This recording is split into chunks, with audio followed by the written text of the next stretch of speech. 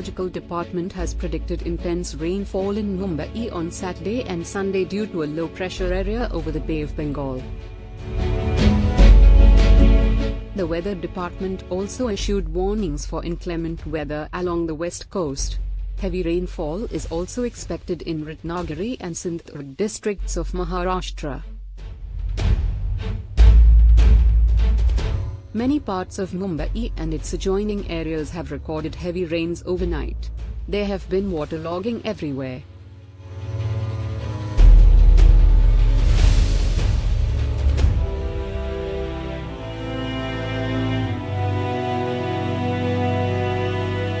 The flight services at the Mumbai airport have been largely affected.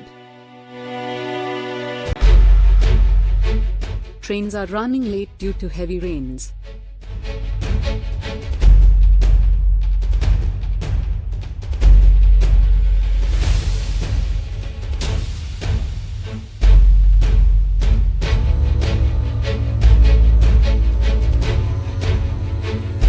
The weather office has warned of heavy rains to continue in Mumbai with a red alert.